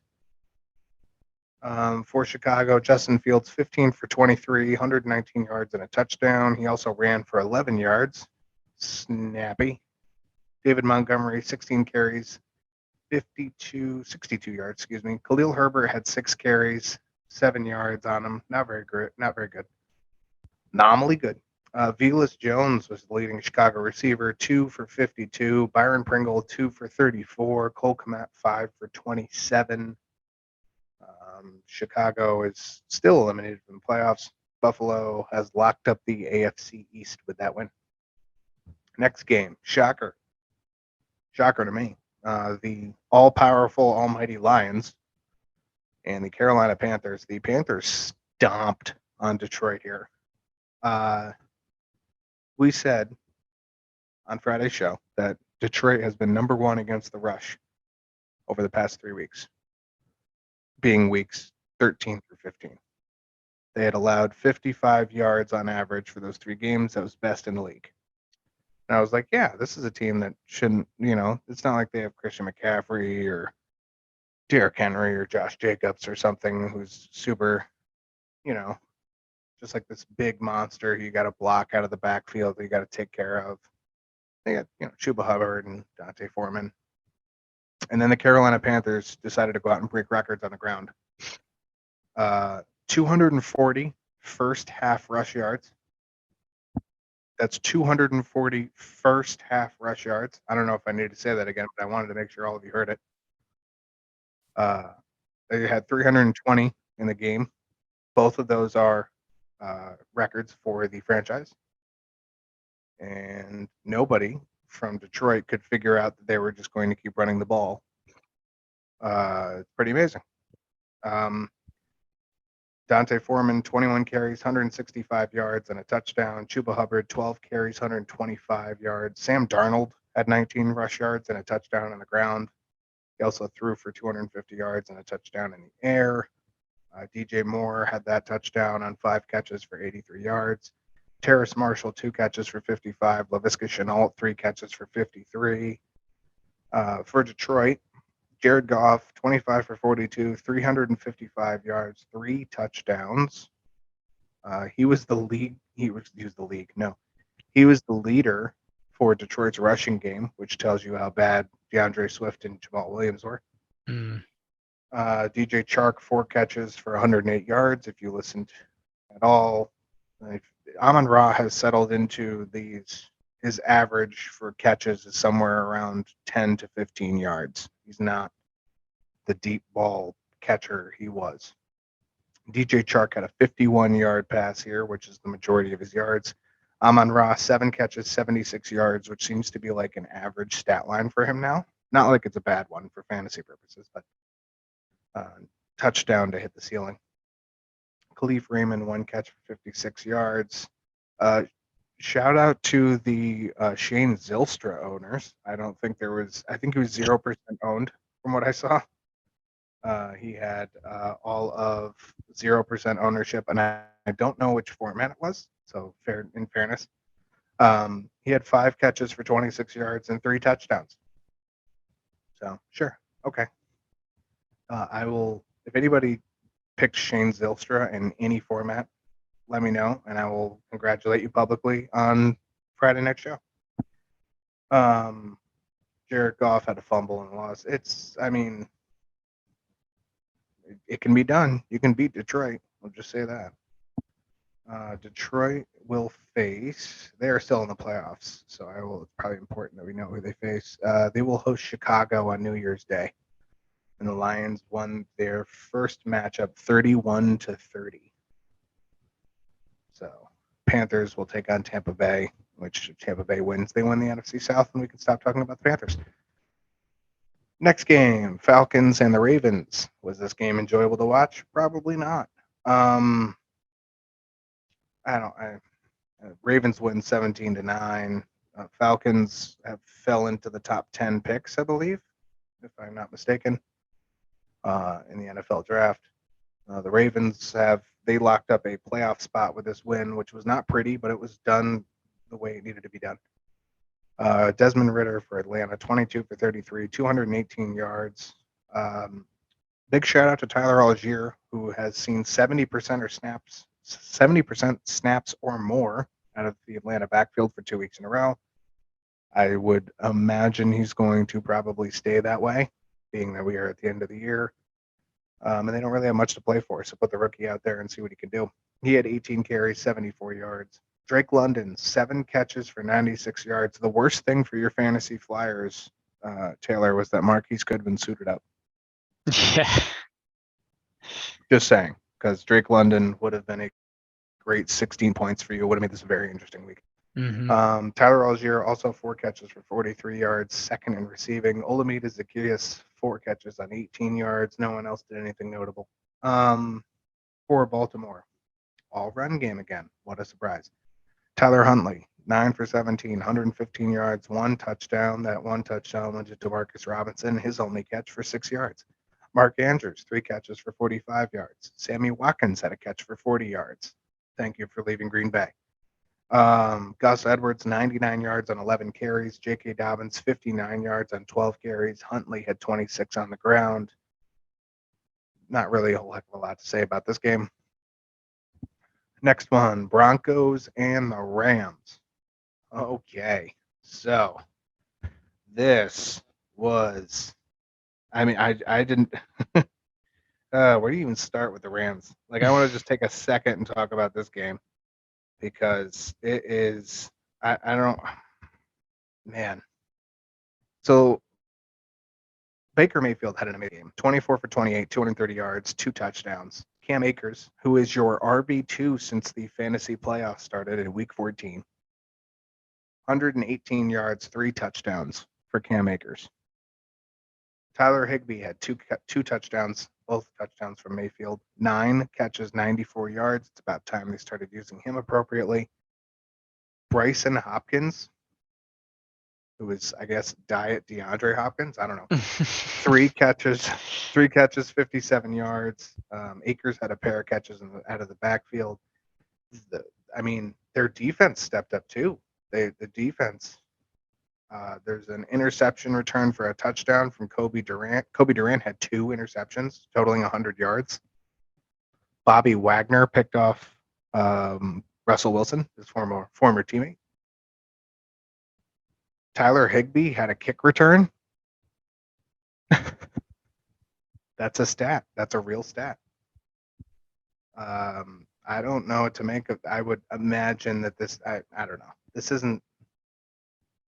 an outlier game for the Rams in their entirety, and this just says everything that we need to know about the Broncos, and I can understand after this game why Nathaniel Hackett got fired.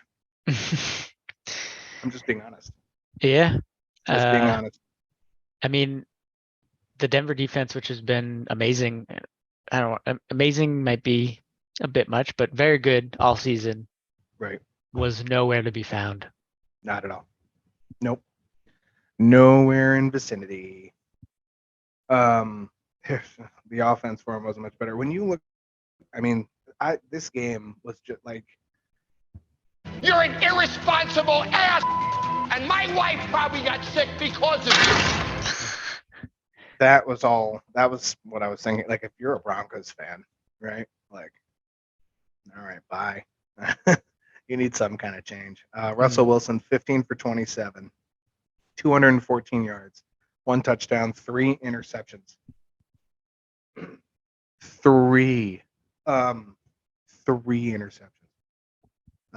Does that sound like I can throw 3 interceptions? Give me 240 million. Yeah. Latavius Murray, 34 rush yards. Chase Edmonds, 31 rush yards. Welcome back, Chase. Jerry Jeudy, 6 catches for 117 yards. Greg Dulcich, 4 catches, 39 yards, 1 touchdown, the only touchdown. Way to go, Locks tight end. There isn't really a lot from this Denver team that's interesting at all for the rest of the season, and I kind of wish to avoid the vomit feeling that I get every time I talk about them. Next game, Commanders and 49ers. This game was more interesting. Like, who would have? I don't know. Who would have picked this to be more interesting than that barn fire that was the Rams and Broncos before Baker Mayfield goes out and throws for 94% or whatever. Washington, we talked about Taylor Heineke and Carson Wentz already. Heineke, 13 for 18, 2 touchdowns, 1 interception, 166 yards. Carson Wentz, 12 for 16, 123 yards, 1 touchdown. Brian Robinson had 58 yards on the ground. I hope you avoided him like I suggested. Terry McLaurin, 4 for 77 with a touchdown. John Dotson, 6 for 76 and a touchdown. Curtis Samuel, 5 for 52 and a touchdown. The only fumble on the day for Washington was Taylor Heineke. For San Francisco, Mr. Consistent off of the bench, Brock Purdy, 15 for 22, 234 yards, 2 touchdowns, 1 interception. The leading rusher for San Francisco was Ray McLeod, had 1 rush for 71 yards and a touchdown. Good for you. Christian McCaffrey, 46 yards on the ground on 15 carries, 1 touchdown. Ty Davis-Price, welcome back, 30 yards on 9 carries. Receiving, George Kittle, 120 yards, 2 touchdowns, 6 catches. It's interesting how 3 weeks ago we were like, man, where's George Kittle been? And all of a sudden George Kittle's like, I'm here. Back-to-back monster weeks. Brandon Ayuk, 5 catches for 81 yards. Christian McCaffrey, only 2 targets, 12 yards. Touchdown kind of saved his fantasy day. About the result we expected. I would not be surprised to see San Francisco see how this plays out with Philadelphia and with Dallas, and to see if they even really put in an attempt these last 2 weeks. Right. To see where they go for the resting people and whatnot. Although I don't know who you rest and put in besides Brock Purdy, so he may be playing. Josh Johnson? Question mark. Yeah. Next game, Raiders and Steelers. This is the Saturday night game. This was another one that on that little sheet I was like, yay, I got another one. A lot of people had Las Vegas in this. I was like, you don't understand. And now here we are with Derek Carr, who's been benched. Carr, 16 for 30, 174 yards, 1 touchdown, 3 interceptions. Josh Jacobs only ran for 44 yards. Darren Waller, leading receiver, 4 catches, 58 yards. Hunter Renfrow, 4 catches, 42 yards, and a touchdown. Devontae Adams, 2 catches, 15 yards. He had 9 targets. I don't even want to say that was all defense. I want to say that that's just not good play from somebody. I don't think it's Devontae Adams. For Pittsburgh, Kenny Pickett, 26 for 39, 244 yards, touchdown, and an interception. He's starting to turn into a game manager in my eyes, where he is just making sure that the team moves some direction forward, even if it's not all that consistent. Don't risk the entire game for one drive. Yeah, although he did throw it 39 times, which is a little bit on the higher side, especially for him. Yeah, that's for sure. Najee Harris, 53 yards on the ground on 16 carries. Pat Freiermuth, 7 catches on 8 targets, 66 yards. Deontay Johnson had 64 yards on 7 targets, caught 5 of them. George Pickens had a touchdown on 57 yards, 5 for 5. Najee Harris, 6 catches out of the backfield on 9 targets, 42 yards. Those are the only people who caught more than 1 catch, and I think that's appropriate. I think that's about what you should see. I don't hate how they've run this team now, and don't look now, but the Steelers are 1 game out of 500 with 2 weeks left. And Zach was wrong in that 1 week against the Ravens, but it looks like the Steelers have a good chance to potentially get to 500 or above. They take on Baltimore January 1st, and they have 1 more game, and I don't know who that is off the top of my head, but 1 game at a time for them. Next game, Buccaneers and Cardinals. Spoiler alert, in case you didn't know this, the Buccaneers are bad. That's suspicious. That's weird. This was forgotten McDonald's character Trace McSorley somehow kept this game close, and I don't think he had all of everything to do with it. He was 24 for 45, 217 yards, 1 interception. He had a 57.4 quarterback rating.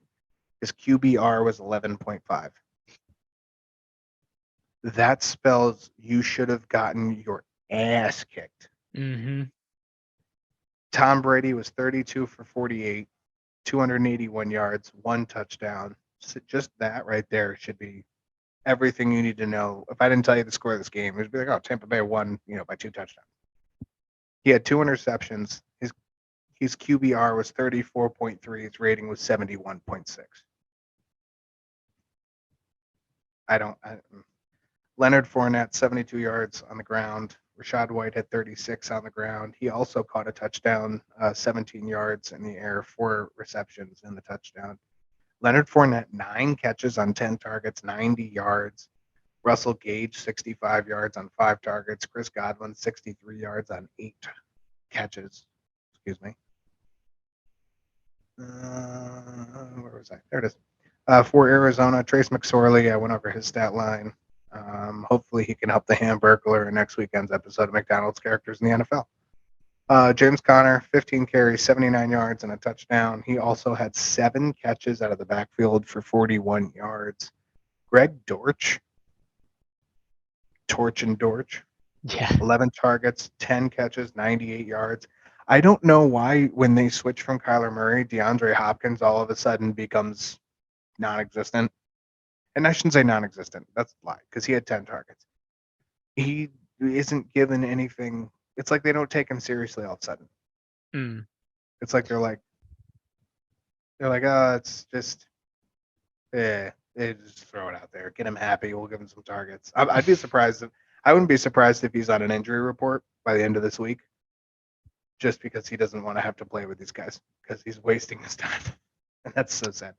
Yeah, I mean they should have Colt McCoy, so that bodes better for him. But yeah, I agree. I mean, a 4-11 Arizona Cardinals. Are you sure about that? Yeah. Why? Yeah, no reason to let your best player potentially get injured or something. Was that me or was that ridiculously high sounding and fast? Are you sure about that? That's even better. That's so creepy. Oh my god. All right. Well, anyway, moving along. I'm going to reopen that because that seems to be throwing a little fit. But anyway, moving on. Marquise Brown, 3 catches for 57 yards. Trey McBride, 3 catches for 17 yards. Interesting for about, I don't know, 8 to 10 minutes of this game. The leading receiver for Arizona was Kamu Grugier-Hill. Did you know that? I didn't. Never heard of the guy. Andy Lee, their punter, not punt returner, their punter, had 1 pass for 4 yards. He was 1 for 1, and it went to Kamu Grugier-Hill. And that was to avoid that was on a punt attempt, obviously.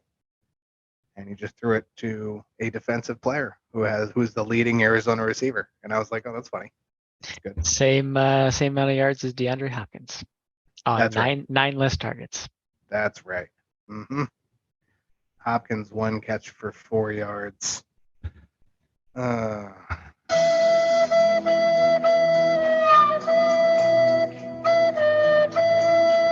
hurts. That song is so perfect. Okay. One of these days I should let that actually get to the chorus. Just as nice. Last game, Monday Night Football. Colts and Chargers, which win, I don't know, I would say that's about 106% of the way I thought it was going to go. Yeah. Yeah. Nick Foles is still not better than any other quarterback that's on that team. And this is a tank move. There are people in the stadium calling for Sam Ellinger. And I was like, sure, why the hell not? Yeah. But there are some people on Twitter who were really like, why is Nick Foles playing? He's like, this isn't a step up. I don't get it.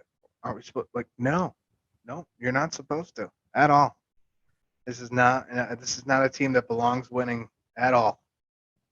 You need one of 3 quarterbacks, and they are Will Levis, CJ Stroud, or Bryce Young. Yeah.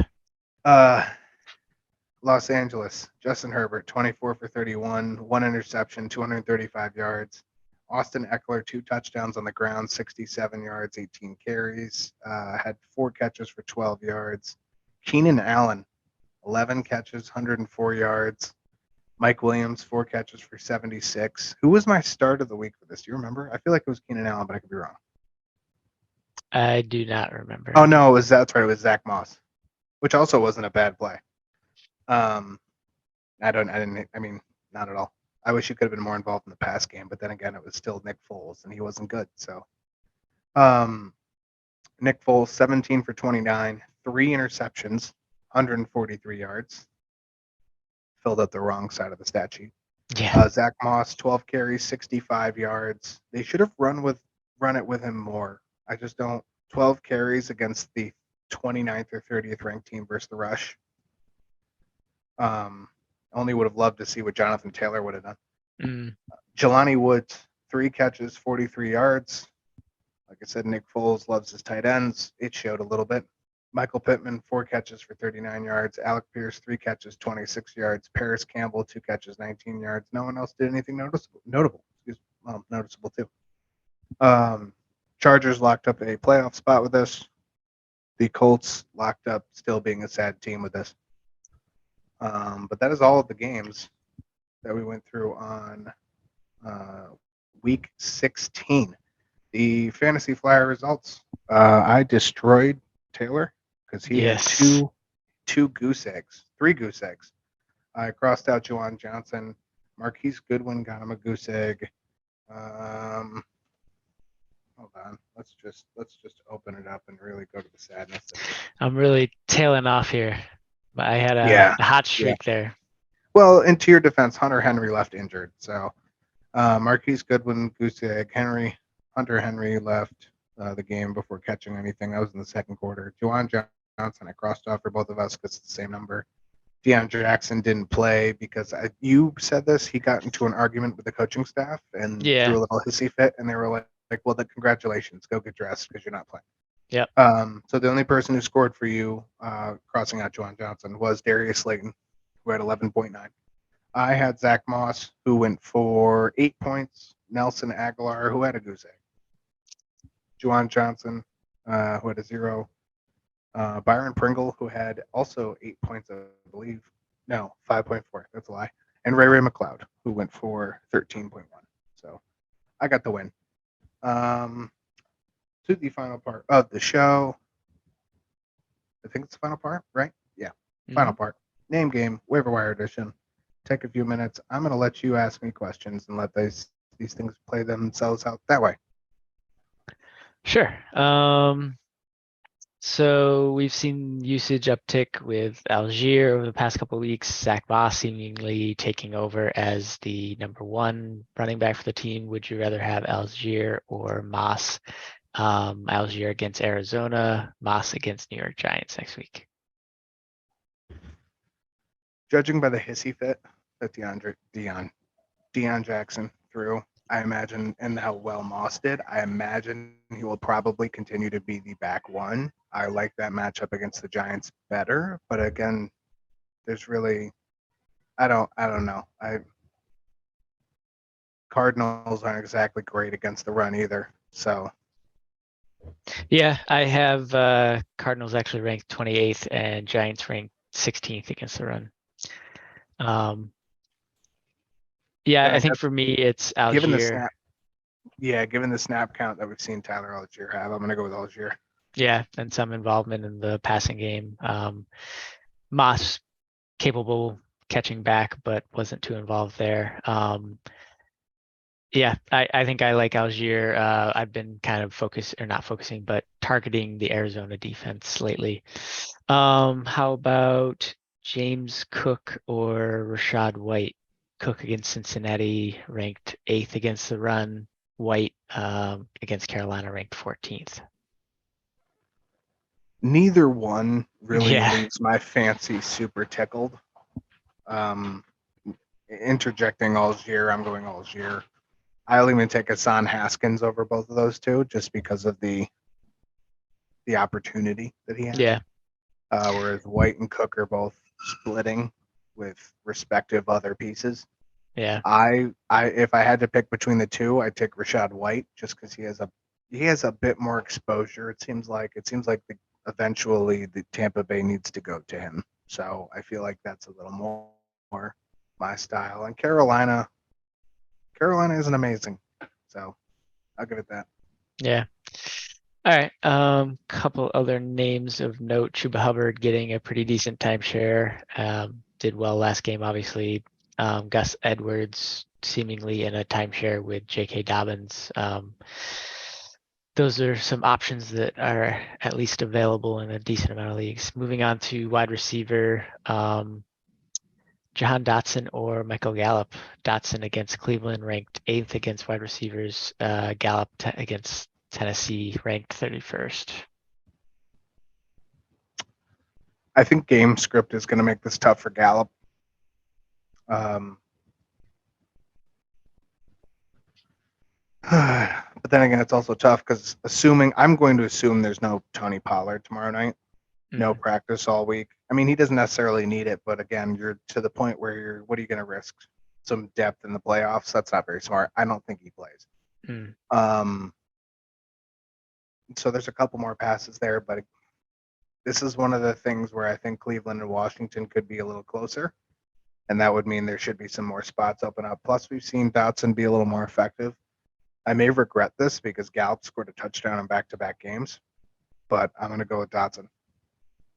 Yeah, I don't hate that. I'm also on the fence here. Yeah, I think I might go Dotson as well, but like the matchup for Gallup, and yeah, like you said, he's been playing well lately. How about your boy Isaiah Hodgson or Greg Dortch? Hodgins. There's still a lot of names. There's a lot of names to satisfy in Arizona. Hodgins has to be, I want to say 2A and 2B because is there really a 1 anywhere in the Giants? But between Slayton and him and even Richie James now, really they're all like 2A, 2B, 2C. Yeah. But I'd take Hodgins against Indianapolis over Dortch for Atlanta. And again, Atlanta bad against just about everything, defensively, especially passes to the outside, to the outside edges. But I see Hopkins. Hopkins isn't going to have that game again. Marquise Brown only had 3 catches. I mean, granted, James Conner had a good game, but he probably should still again. Yeah. No, I think Hodgins. with Colt McCoy back, Marquise Brown and Hopkins will be much more involved. Not to say that Dortch won't be involved. He's the kind of the slot dump off guy, but yeah, Right. I don't think it'll be as Right. impactful as he was last game. How about DJ Chark or Romeo Dobbs? Dobbs going up against Minnesota, who is ranked 32nd against wide receiver. Christian Watson, questionable. Chark against Chicago, who's ranked 11th against wide receiver. I'm gonna leave this more to a toss-up. And the reason is because you're gonna have 2.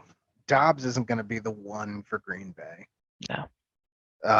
This team still focuses more on, it seems like they focus more. I guess it could change on a week's notice.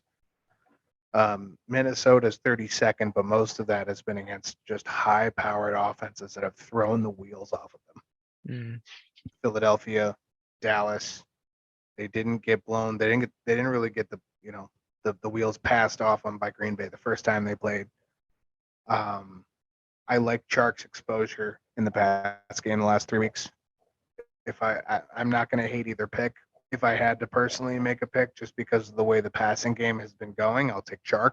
You take Dobbs, and you're kind of stuck with that. If Watson comes in, there's still Allen Lazard there. You still have some randoms that could pop up and catch a touchdown for 40 yards, and not, there's still 2 running backs that are both heavily involved in the run game. One of them in the pass game. A little too much for me. Chark is kind of the 2 behind Amon-Ra. Yeah, I think I would go Chark as well. I do like flyer on Dobbs just because if you're playing Minnesota, you're probably gonna have to put up a decent amount of points. And Packers starting to figure things out. Couple of other names of note: Brandon Cooks. You mentioned Richie James. maybe Josh Reynolds, Rashid Shaheed, kind of the last man standing there. Russell Gage had a decent game. Actually, I think 2 weeks in a row now. Moving on to tight end, Hayden Hurst, as we mentioned, possibly coming back. Tight ends are rough, as we know, every week. I don't really like Hurst that much. I don't like Otten. He's another name on here. How about Conklin or Fant? Both decent matchups, at least from a tight end perspective. Fant. Okay. Yeah.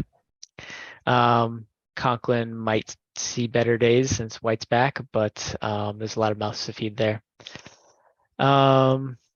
I don't know that I really want to mention anybody else, but or do any more name game here with the tight ends, but I'll mention other names: Juwan Johnson, Logan Thomas. This is a list of diaper rash. Yeah, exactly. Jordan Akins has had quietly a couple of decent weeks here, a lot of targets, and then like you mentioned, Hunter Henry went out. Jonnu Smith maybe punt throw. Since it is just most people's final week, throw out some defenses here to look at. Giants against Indianapolis. We just saw how bad Foles was. Take advantage of it. Jacksonville against Houston. They should be, if they're not, I don't know what they're doing, but they should be in tank mode. Chargers against the Rams. Don't read too much into what they just did. Bucks against Carolina. Again, don't read too much against what. Wow. Don't read too much into what they just did. They ask you how you are, you just have to say that you're fine when you're not really fine. Patriots against Miami with Bridgewater. Maybe not, but Pat's D is pretty decent. Bridgewater hasn't played in a bit. I don't know how well he'll do, but anyways, finally Pittsburgh against Baltimore. Huntley has not been great. Yeah. I'm gonna throw out the smallest of the defenses. Man, something tells me don't sleep on Houston against Jacksonville. Yeah, I mean, like we talked about when we went over their matchup, they've actually been pretty decent holding teams. Yeah. They have a couple of young players who are stepping up, Jalen Petrie and Christian Harris, and they're both problems. So it's uncanny, but will anybody else have them? No. No. And Jacksonville can't really keep up the pace they're going at, to be perfectly honest. 40 versus Dallas. What did they do last week? Oh, that's right. They put up 19 against the Jets defense, right? Which is 19 against the Jets defense. So Houston, I think Jacksonville scores less than 20 points, 25, 27 points against Houston. It's just what Houston can do on the other side. Right. That's my gamble. All in all, good games. That's a wrap up. Episode 32. We will be back Friday night / Saturday morning, depending on when I get to editing it. Ooh boy, that's all right. Made it through most of the show. Yeah. Yeah, gonna go through the week 17 preview. We'll give you the nuts and bolts of the important games. Starting next week will be our last full week. When you know that. Only one show the week after. Ooh, and then we'll probably have a second show on in a couple of weeks. But as we get towards the playoffs, again, there's not 14 games, there's 6 or 8. So yay. That's it from this show. I'm Derek. That guy over there on the other part of the screen is Taylor. And listen to some Bob Barker. Have a good weekend. Watch some football. Eat some leftovers. Happy Bob New Year. Barker reminding you, help control the pet population. Have your pets spayed or neutered. Goodbye, everybody.